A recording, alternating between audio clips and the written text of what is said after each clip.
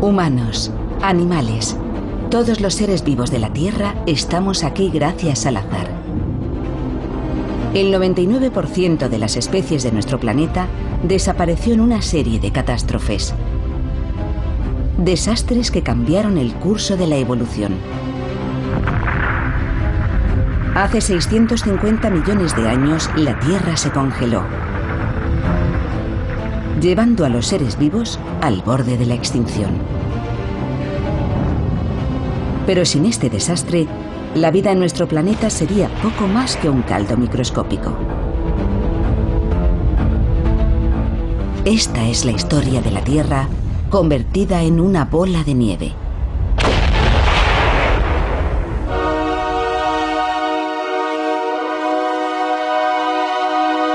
Catástrofe. La bola de nieve.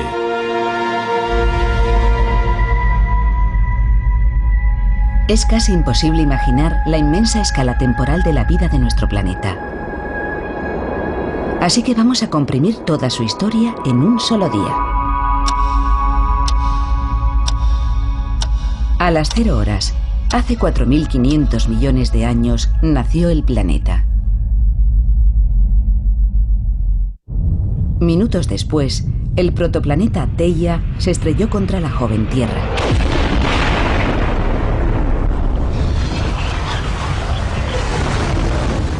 Y dio origen a la Luna.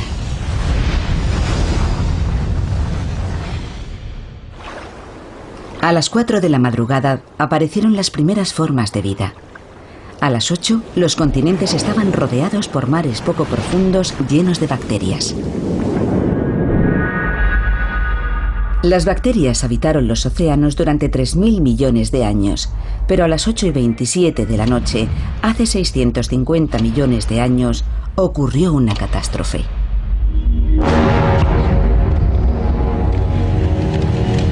El planeta se congeló.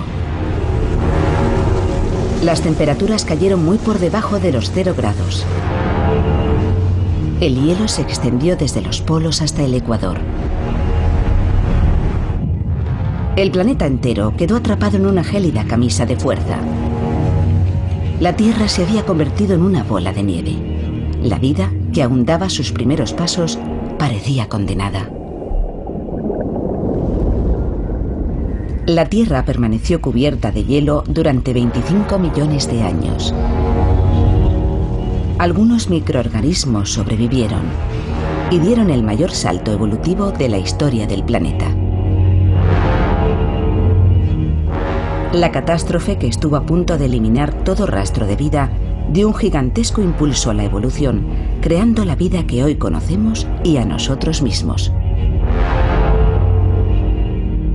Pero ¿cómo ocurrió exactamente y cómo hemos podido descubrirlo? Las antiguas capas de hielo hace mucho que desaparecieron, pero el rastro que dejaron tras de sí nos ha permitido descubrir valiosos detalles sobre aquella catastrófica glaciación.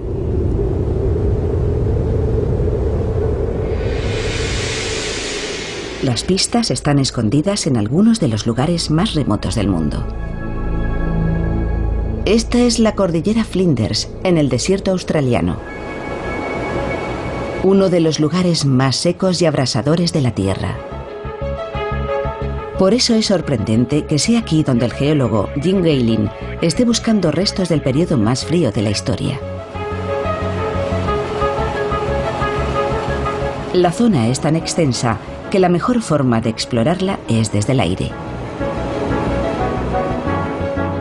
Hay una dramática historia escrita en estos estratos rocosos. Solo hay que saber leerla. Es como leer un libro hecho de rocas. Cada estrato tiene escrito un secreto. Son como hojas de un libro de historia. Parece haber una formación rocosa interesante en el lecho reseco de un antiguo río.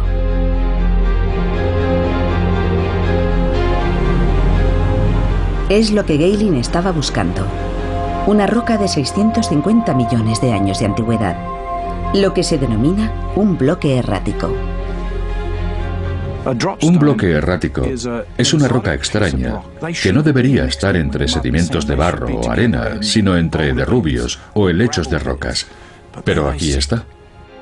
Puede parecer una simple piedra, pero su presencia demuestra que este ardiente desierto estuvo cubierto de hielo. Esta roca no debería estar aquí. En un entorno compuesto de barro, arena y grava, en condiciones normales sería imposible. Algo transportó este bloque errático hasta aquí durante miles de kilómetros. Y solo hay una fuerza que pueda trasladar rocas como esta a grandes distancias: el hielo.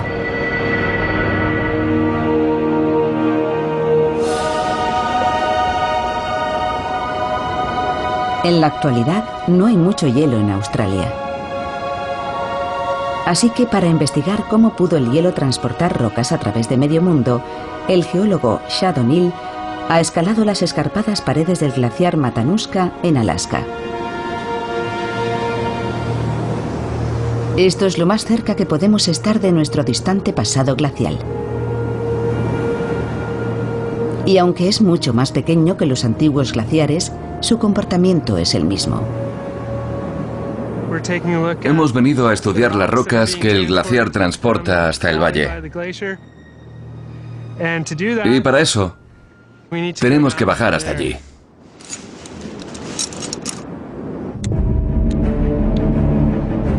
Los glaciares son excavadoras naturales. Destruyen todo lo que encuentran a su paso.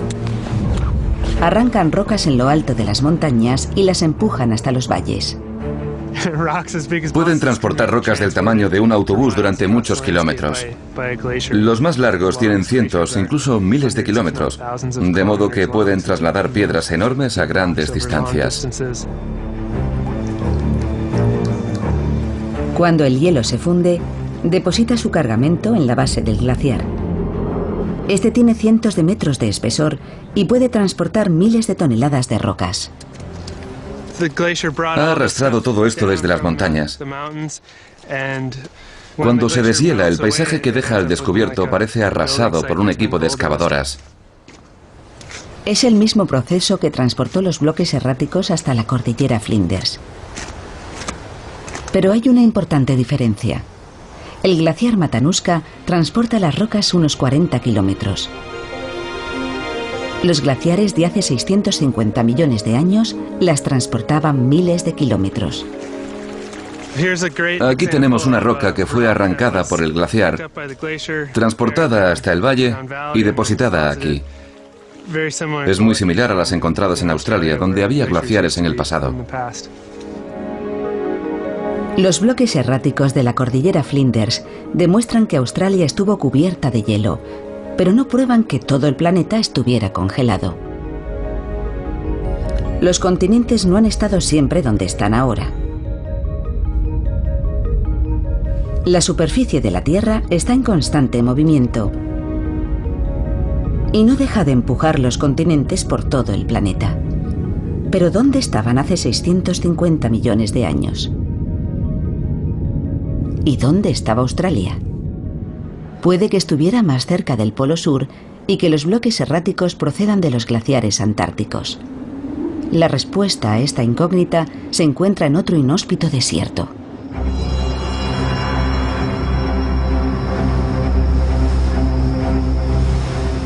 El Valle de la Muerte, en el suroeste de Estados Unidos.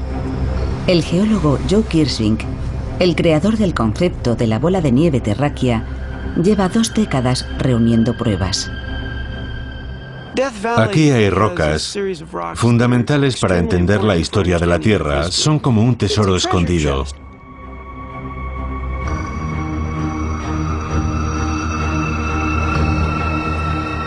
Este tampoco es un lugar donde uno esperaría encontrar rastros de hielo. Pero dispersos entre los sedimentos de un antiguo lecho marino, hay más bloques erráticos. Cada vez que vengo veo cosas nuevas. Hay grandes bloques erráticos, como ese de ahí. Todos proceden de las montañas. Este es uno de los mejores lugares del mundo para verlos. Los bloques descubiertos aquí por Kirschvink datan del mismo periodo que los hallados en Australia. Hace 650 millones de años, el Valle de la Muerte y el desierto australiano, dos de los lugares más calientes y secos del planeta, estaban cubiertos de hielo. Pero ¿dónde se encontraban realmente cuando tuvo lugar la gran glaciación? La respuesta está en las mismas rocas. Cada roca tiene una huella magnética única que permite determinar su punto de origen con gran exactitud. Para estudiar estas huellas, Kirschvink toma muestras del interior de las rocas en las que se encuentran los bloques erráticos. El campo magnético de la Tierra está formado por corrientes eléctricas que fluyen por su interior. Los patrones de ese campo nos permiten conocer la latitud en la que se formó la roca. Una vez determinada la latitud, los científicos pueden averiguar su lugar de procedencia. Cuando un glaciar depositó aquí estos bloques, el Valle de la Muerte estaba en el trópico. Pero la historia que cuentan las rocas del desierto australiano es aún más asombrosa. Un equipo que estudió esas rocas descubrió que su magnetismo era muy estable y pensaron, un momento, esto puede ser muy importante. La huella magnética descubierta revelaba que hace 650 millones de años, Australia estaba en un lugar completamente distinto del que ocupa hoy.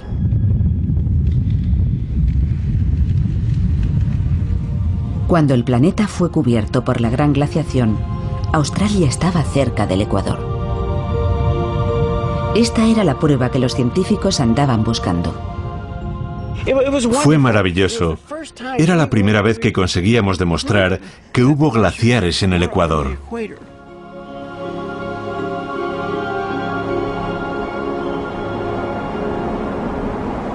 La existencia de masas de hielo en el Ecuador solo podía significar una cosa. Si había hielo en el Ecuador, el globo entero tuvo que estar cubierto de hielo, lo que nos llevó a pensar en un planeta totalmente blanco, una colosal bola de nieve.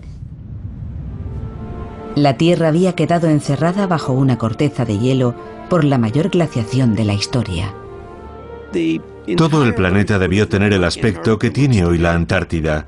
Incluso el Valle de la Muerte, donde no hay nada, debió estar cubierto por varios cientos de metros de hielo.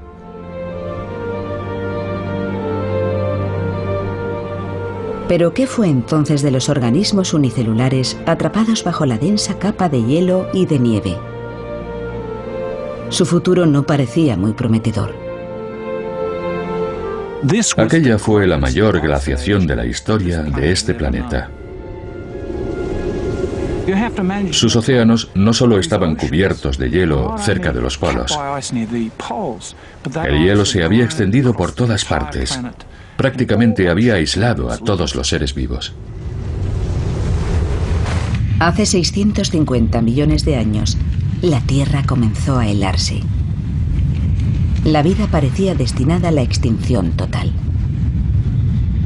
De alguna forma, algo había condenado a todo el planeta a una catastrófica congelación extrema. La cuestión es ¿qué? Son las 8:27 de la tarde en el reloj de la historia de la Tierra. Hace 650 millones de años, el planeta se enfrentaba a una catástrofe. Una profunda congelación global. ¿Pero qué la había provocado? Esta no era la primera glaciación que sufría el planeta, y tampoco sería la última. Sucede aproximadamente una vez cada 100.000 años. Los glaciares se expanden y transforman la Tierra, pero normalmente se detienen antes de llegar al Ecuador. Pero hace 650 millones de años se incumplió esa regla. Las glaciaciones, en su mayor parte, son consecuencia de cambios en nuestra órbita alrededor del Sol. Cuanto más se aleja la Tierra, más bajan las temperaturas. Pero factores como la órbita y la rotación no bastan para explicar que los hielos llegasen a cubrir el Ecuador. Tuvo que ocurrir algo más.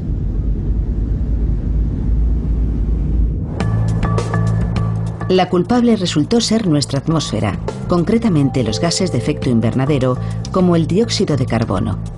Una alta concentración provoca un calentamiento global, mientras que unos niveles normales dan como resultado temperaturas moderadas. Un gas de efecto invernadero es cualquier tipo de gas que tiene la capacidad de convertir los rayos del sol en calor. Estos gases son increíblemente eficaces para mantener el planeta cálido, como hoy en día.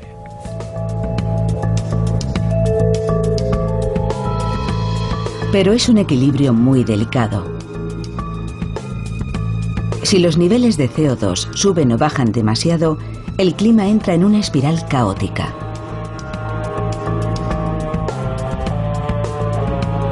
Si hay demasiado, el planeta se calienta, y si hay demasiado poco, se enfría. El dióxido de carbono es un gas muy importante. Es a la vez un problema y una solución. Cuando está en proporciones demasiado altas, recalienta la Tierra, que es lo que hoy nos preocupa. Pero en la época anterior a la bola de nieve, el problema fue el contrario. No había suficiente CO2 y la Tierra empezó a enfriarse, provocando una refrigeración imparable que encerró al planeta bajo una corteza de hielo. Gehling cree que fue una caída de los niveles de dióxido de carbono lo que provocó la gran glaciación.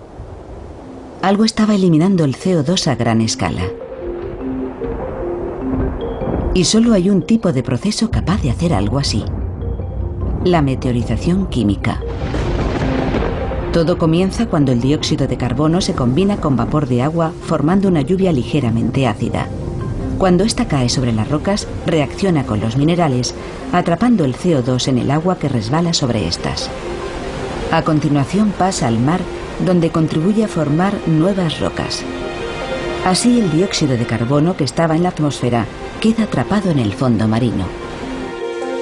Cuando se produce la meteorización a gran escala, la lluvia ácida descompone las rocas y el dióxido de carbono sale de la atmósfera, quedando atrapado en los océanos. La meteorización ocurre más rápido en los lugares cálidos y húmedos. Normalmente, en las zonas demasiado al norte o demasiado al sur, la meteorización no es un factor determinante. Pero hace 650 millones de años, todas las masas terrestres estaban aglomeradas en un supercontinente en el Ecuador. Una gran zona húmeda y cálida que recibía la mayor parte de la lluvia del planeta. La meteorización se disparó. Los niveles de CO2 cayeron bajo mínimos, y lo mismo le ocurrió a la temperatura de la Tierra. Si el dióxido de carbono está siendo retirado de la atmósfera y no se repone, inevitablemente la Tierra se enfría. Normalmente, las plantas y los animales equilibran los niveles de dióxido de carbono de la atmósfera, impidiendo que la temperatura fluctúe en exceso. Pero hace 650 millones de años, la vida aún no había evolucionado en tierra firme. Y en los océanos solo florecía en forma de bacterias. Y estas estaban contribuyendo a empeorar la situación. Hace 650 millones de años, este era un mundo de cianobacterias que vivían formando una capa cenagosa en el lecho marino. Las cianobacterias ya estaban en este planeta 3.000 millones de años antes de crearse la bola de nieve. Y en aquel momento fueron especialmente importantes. Las cianobacterias absorbieron dióxido de carbono de los océanos y lo fijaron en formaciones calizas llamadas estromatolitos. Parte de este antiguo dióxido de carbono sigue atrapada en rocas fosilizadas como estas del sur de Australia. Cuando Jim Gehling vierte sobre ellas un ácido suave, el dióxido de carbono que lleva encerrado cientos de millones de años se libera. Esa efervescencia, en forma de burbujas blancas, es el dióxido de carbono que estaba atrapado en los estromatolitos y que vuelve a la atmósfera. En lugar de estabilizar los niveles de CO2, las cianobacterias los hicieron descender aún más. lo que unido a los efectos de la meteorización química provocó que las temperaturas se desplomaran. Incluso entonces, el planeta podría haber evitado la congelación total. Pero una catastrófica reacción en cadena lo llevó a un punto sin retorno.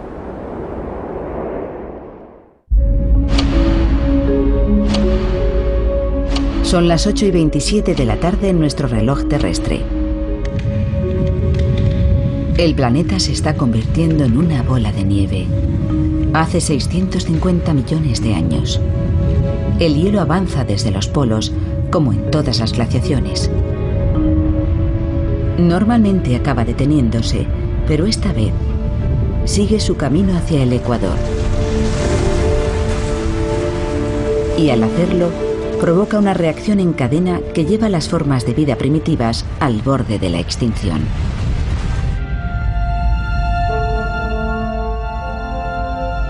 La Tierra está cubierta por tierra firme, hielo y mar abierto. Cada una de estas superficies refleja el Sol de forma distinta, y esa es la clave de lo que ocurrió a continuación.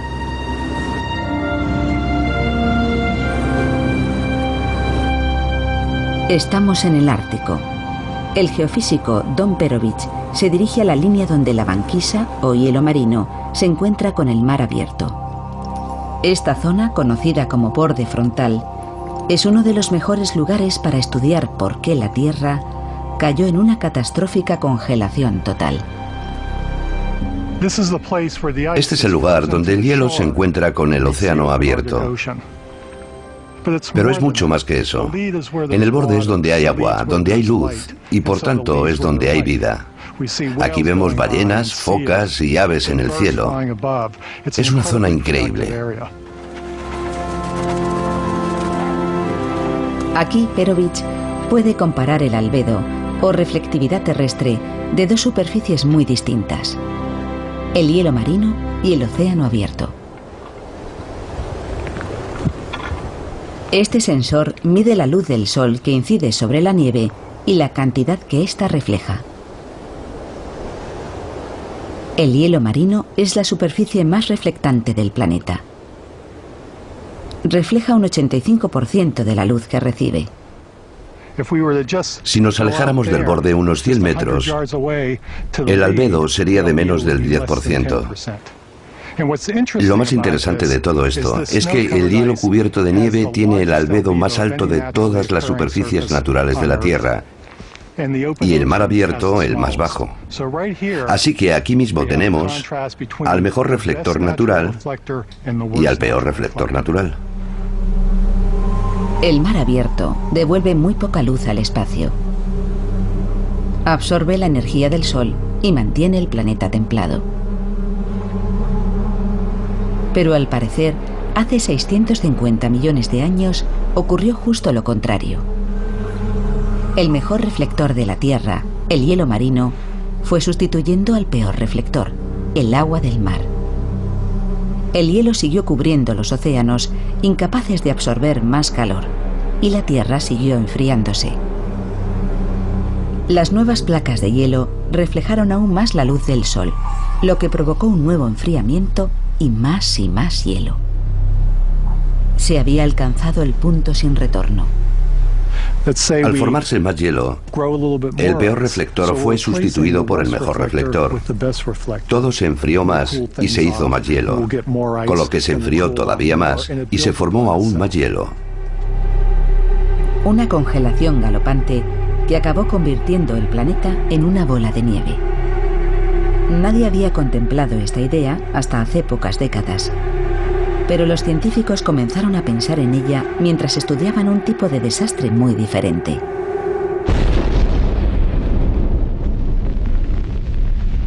Una guerra nuclear. Durante la Guerra Fría, predijeron que una confrontación nuclear podría lanzar a la atmósfera humo y polvo suficiente para bloquear la luz del Sol y provocar una glaciación global.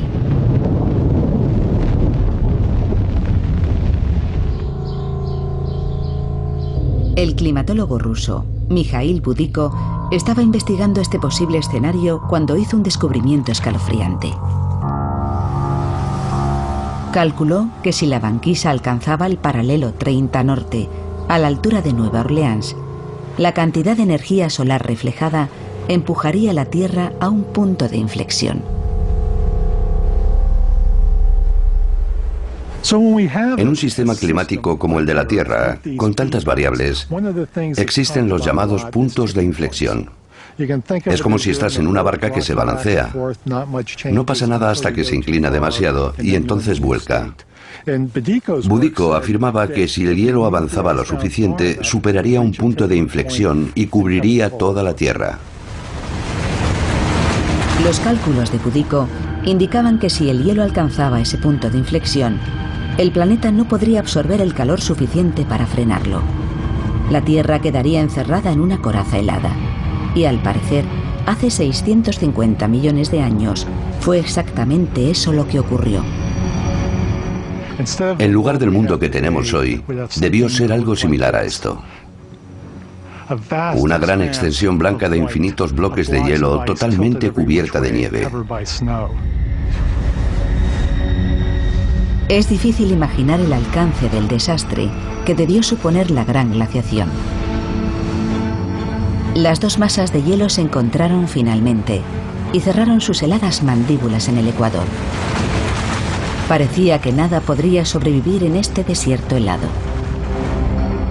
Y sin embargo, la vida no solo superó el desastre, sino que floreció. Y dio el mayor salto evolutivo de nuestra historia.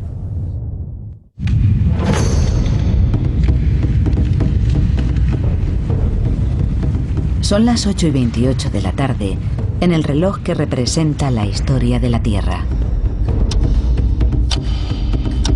Profundamente enterrada bajo el hielo, la única forma de vida que había en el planeta afrontaba un duro dilema: adaptarse o morir. Tras 3.000 millones de años de evolución, las bacterias se enfrentaban a la extinción. Pero ¿qué sería de la vida si se repitiera hoy una glaciación similar? ¿Podríamos sobrevivir en esas condiciones? Al extenderse el hielo, todas nuestras reservas de agua potable se congelarían. Los cultivos y el ganado desaparecerían. Y la industria se detendría por completo. Ni siquiera las plantas nucleares podrían mantenerse operativas el tiempo suficiente. Muchos expertos piensan que la humanidad superaría una glaciación breve.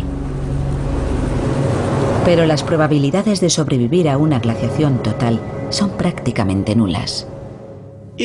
Si los humanos llegáramos a experimentar una glaciación total, no tendríamos forma de mantener el control. No habría medios para detenerla. Sería más fácil sobrevivir en Marte que en la Tierra durante una glaciación total. La densa capa de hielo que cubriría el planeta se convertiría en nuestra lápida. Hace 650 millones de años, la única forma de vida que se enfrentaba a la extinción eran las bacterias, e incluso su supervivencia parecía improbable. Pero aquí estamos. Es evidente que sobrevivieron. La cuestión es, ¿cómo?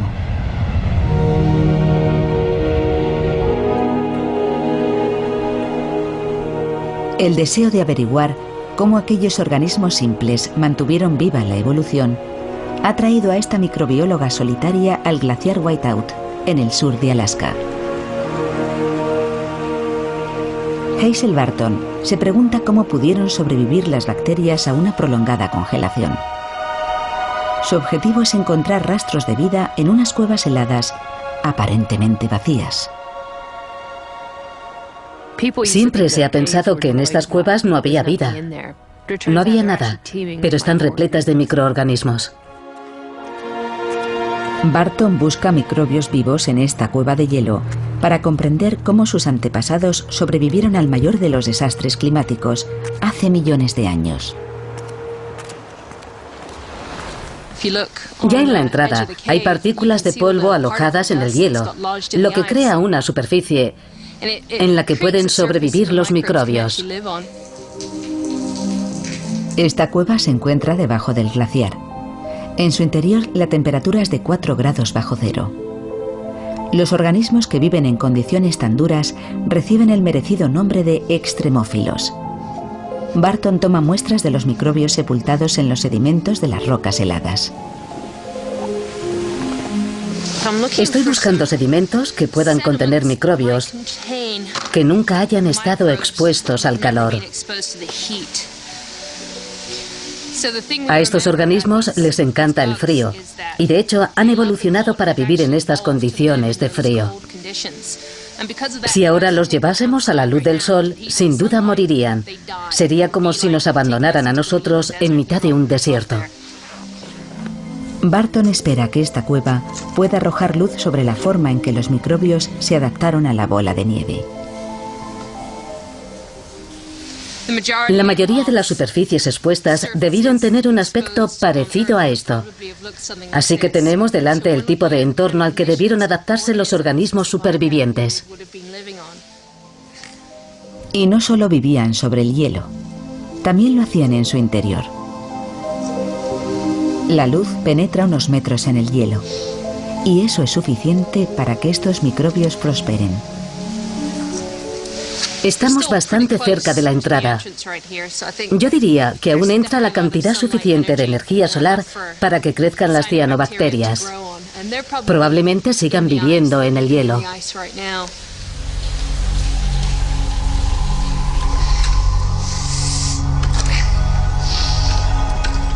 Cuanto más se adentra en la cueva, mayores son la oscuridad y el frío. Pero incluso aquí sigue habiendo vida. Esto parece una comunidad de cianobacterias. Son increíblemente resistentes y muy capaces de sobrevivir en las condiciones más duras que uno pueda imaginar. Durante la gran glaciación, el hielo llegó a tener miles de metros de espesor. Barton ha encontrado condiciones similares a cientos de metros de la entrada. Aquí apenas hay luz. Pero incluso en esta penumbra helada encuentra colonias florecientes de microbios.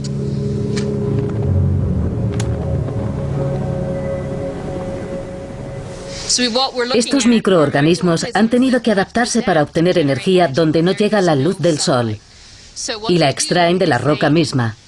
De hecho, se comen la roca para obtener esa energía. Cuando salga al exterior, Hazel examinará las muestras con su microscopio de campo. Piensa que los antiguos microbios tenían una estructura similar a estas cianobacterias y que eran unos supervivientes natos. Estas cianobacterias han formado una comunidad en el hielo. Son unos organismos increíbles, muy adaptables y una de las formas de vida más antiguas del planeta. Pueden sobrevivir en condiciones extremas. Las cianobacterias han desarrollado asombrosos mecanismos de supervivencia. Si nuestras células se congelan, sus membranas se rompen. Y si se secan, mueren. Pero las cianobacterias han desarrollado una estructura celular que impide que se rompan, incluso en las condiciones más difíciles. Han cambiado la estructura de su ADN para que no sufra ningún daño. Si nuestro cuerpo se secara, nuestro ADN sería irrecuperable. Pero si le ocurre lo mismo a una cianobacteria, basta con añadir agua 100 años después y en pocas horas estará realizando la fotosíntesis. Y además de resistir la sequedad extrema, algunas pudieron resistir el hielo. Al quedar sepultados, casi todos los microbios perecieron. Pero los más resistentes sobrevivieron y con el tiempo evolucionaron hasta formar cepas que prosperaban en el frío y la oscuridad, convirtiéndose en los antepasados de todos los seres que viven hoy en la Tierra. Parece lógico pensar que estas catástrofes acabarían con todo rastro de vida, pero estos microorganismos han pasado por cosas similares durante miles de millones de años y han conseguido adaptarse y ocupar el espacio que otros dejaron. Estas investigaciones prueban que incluso en las condiciones más extremas, en el hielo y en la oscuridad, la vida siempre se abre camino. Si un objeto del tamaño de Marte se estrellara contra la Tierra, seguiría existiendo vida. Estas catástrofes simplemente abren un nuevo capítulo en el que una forma de vida distinta tomará el relevo. La única razón de que estemos aquí es que la vida se adaptó y sobrevivió. Pero para que pudiera avanzar y evolucionar, la Tierra tenía que deshelarse. ¿Pero qué podría haber fundido una coraza de hielo de 25 millones de años de antigüedad? La respuesta estaba oculta en lo más profundo de la Tierra y estaba a punto de abrirse camino hasta la superficie.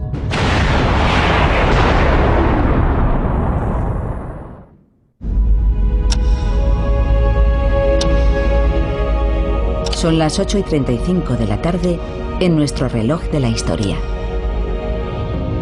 El planeta ha permanecido cubierto de hielo casi 25 millones de años. Pero a las 8:37 ocurre algo asombroso. La superficie helada empieza a fragmentarse. Algo está calentando la Tierra, pero no es el Sol. La causa del deshielo había permanecido en el interior del planeta, profundamente enterrada.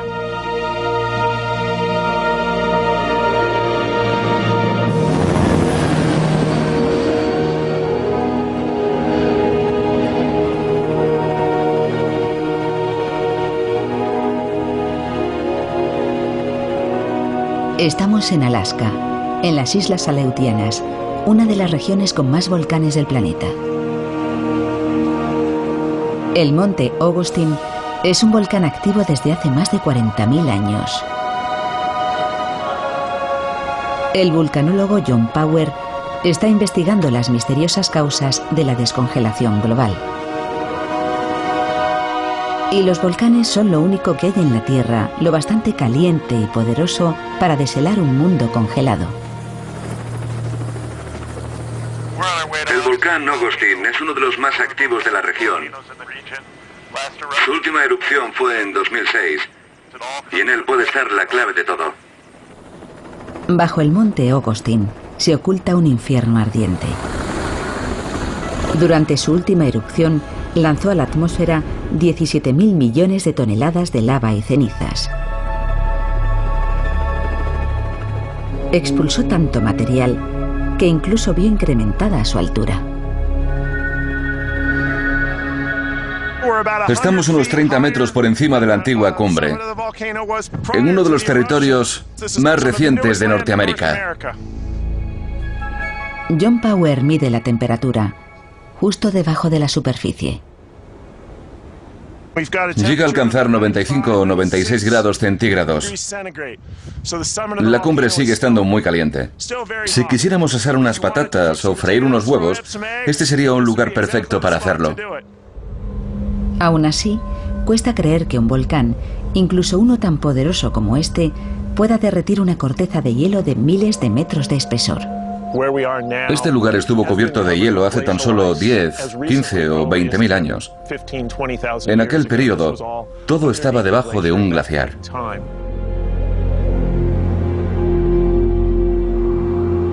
Cuando Power examinó las rocas volcánicas, descubrió pruebas de que hace 24.000 años una erupción atravesó la masa de hielo. No sería difícil para un volcán como el Augustine o cualquiera de sus vecinos hacer saltar una capa de hielo de varios kilómetros de espesor. Sabemos que es posible porque lo hemos visto. El volcán Grímsvötn en Islandia está cubierto por un glaciar, pero en 1996 se abrió paso hasta la superficie atravesando más de 800 metros de hielo. Los chorros de gases y cenizas hicieron un gigantesco agujero. El calor generado desencadenó un monstruoso deshielo que durante 5 horas provocó riadas de hasta 45.000 toneladas de agua por segundo. Pero a escala global, cuando todo el planeta estaba congelado, unos pocos agujeros no habrían tenido el menor efecto.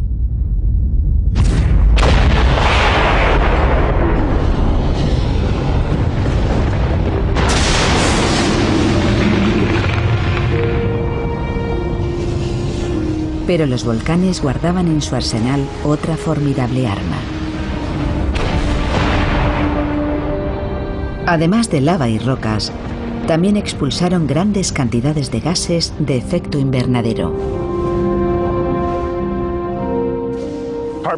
El dióxido de carbono es uno de los gases dominantes emitidos por los volcanes. En ocasiones este volcán ha liberado miles de toneladas diarias. El Ogostin es insignificante comparado con los volcanes que rompieron la gran corteza de hielo. Los científicos creen que miles de volcanes liberaron miles de millones de toneladas de dióxido de carbono.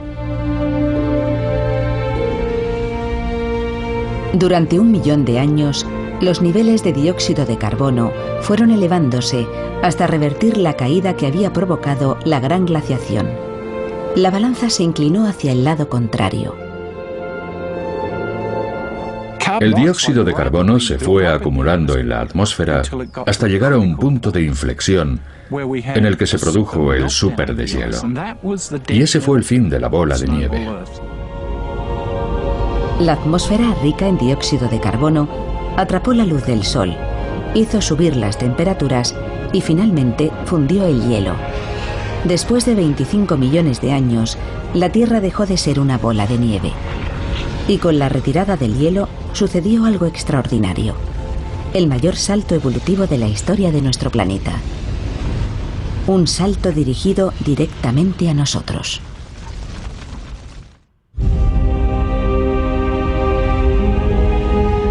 Los volcanes habían liberado a la Tierra de una profunda glaciación global.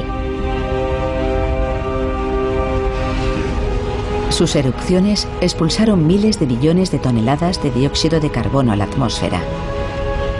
El CO2 capturó el calor del Sol, calentó el planeta y fundió el hielo. La Tierra, por fin, había dejado de ser una bola de nieve. En los océanos, algunos organismos unicelulares habían sobrevivido a la prolongada congelación.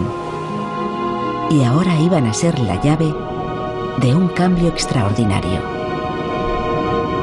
3 millones de años después del fin de la glaciación, el nuevo clima templado desencadenó una explosión evolutiva espectacular. Las bacterias unicelulares evolucionaron dando origen a seres multicelulares. Fueron los primeros organismos complejos y los antepasados de todos los animales, incluidos nosotros.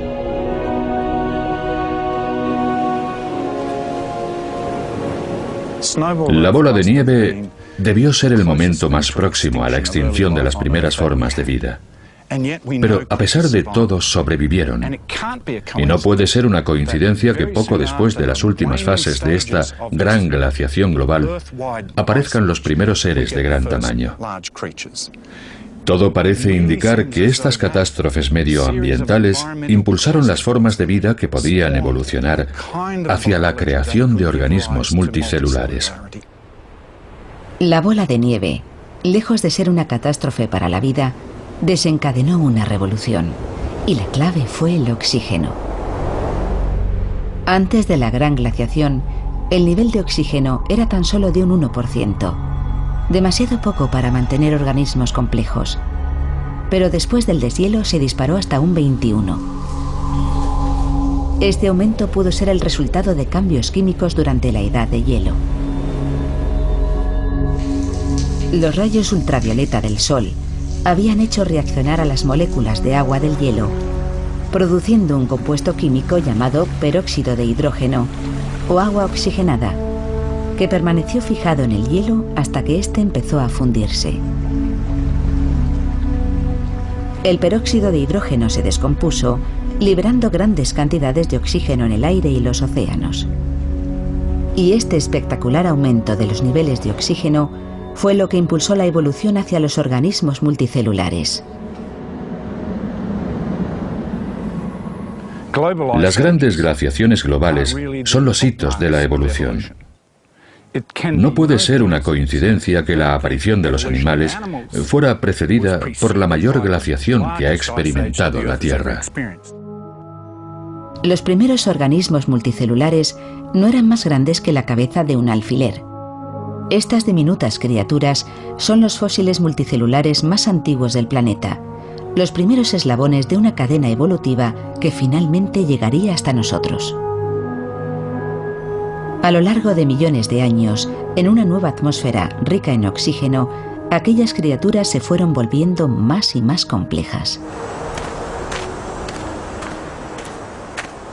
En Australia, Jim Galen estudia los fósiles de los seres que heredaron el planeta después del deshielo.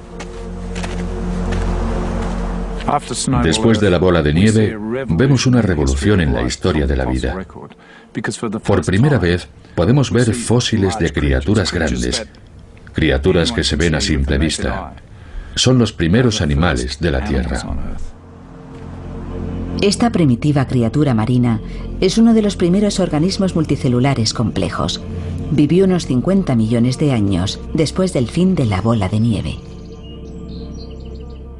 Está completo. Podemos ver el vientre, la cabeza y estos segmentos increíblemente finos extendidos sobre el lecho marino. Todos los animales de la Tierra, incluidos nosotros, descendemos de criaturas como estas. Son las primeras formas de vida que tuvieron patrones celulares y estructuras corporales similares a las nuestras. Cabeza, cola, vientre, espalda. No son necesariamente nuestros antepasados directos, pero sí los primeros seres que representan la línea biológica que conduce hasta nosotros. Organismos similares estaban evolucionando por todo el planeta, dando el salto de la vida simple a la vida compleja. Existía vida desde hacía más de 3.000 millones de años. Pero aquella glaciación desencadenó la evolución de la vida compleja. De no haber sido por ella, hoy tan solo habría un caldo bacteriano y no estaríamos aquí sentados hablando de esto. De modo que, si tuviera que elegir un momento crucial de la historia de la vida que hizo que cambiara todo, elegiría la bola de nieve. De un caldo bacteriano, pasamos a una explosión de vida de una increíble y gloriosa diversidad. Todos los seres vivos somos el resultado directo de una glaciación profunda y devastadora, que estuvo a punto de destruir todo rastro de vida en la Tierra, pero que terminó dando origen al mundo que hoy conocemos. Debemos nuestra existencia al mayor desastre climático que ha experimentado el planeta. Sin la bola de nieve, nosotros no estaríamos aquí.